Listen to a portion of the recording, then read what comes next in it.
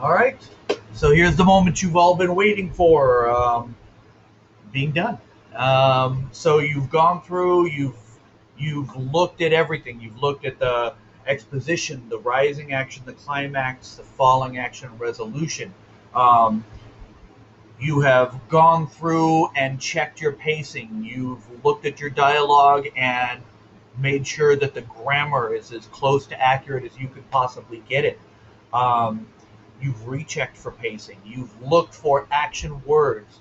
You've gone through and made sure that you're showing us more than you're telling us, letting us determine how people feel about things.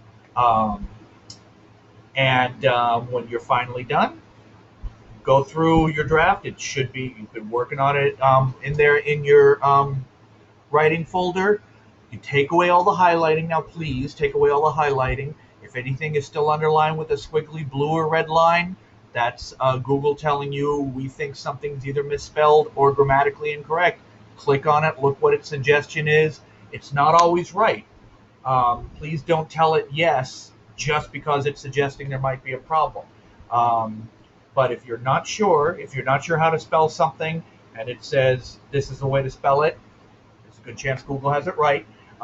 Be careful of names. Remember, they don't have names in there, so they're almost always going to tell you that names are misspelled.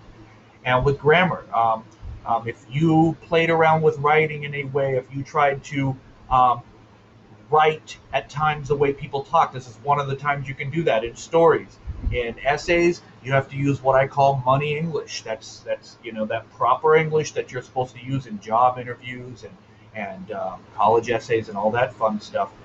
In stories, you don't have to do that. You can make your narrator, the person speaking, seem more like a regular person, and sometimes write grammatically incorrectly. So if it's saying to fix it, but you really wanted it to sound a particular way, you don't have to accept that. But go through it. Make sure you look at it. When those things are underlined, and I have people turn stuff into me, and it's clear they didn't even consider it, that tells me you're doing a half-assed job. Let's not do that. Okay. So go over it one last time. Final thing, if you haven't done this yet, please make sure it has a title. Give your story a title. Okay. I don't grade the title, but that's something you need to do. Give it a name. Give it a name. And then last thing, put a heading up there. Okay. Top right hand corner, I should see your name, what course this is, and the date that you're turning it in. All right. That's everything.